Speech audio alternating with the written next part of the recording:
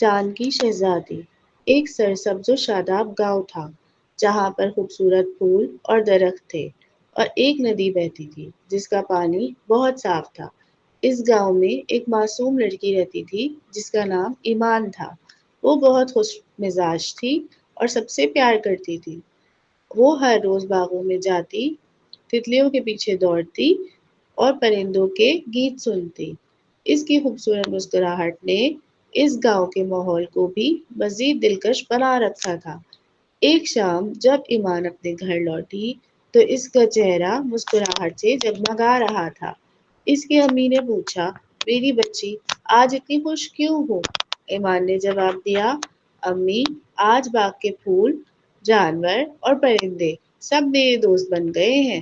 انہوں نے مجھے سکھایا کہ دنیا تب ہی خوبصورت لگتی ہے کہ جب دل صاف ہو۔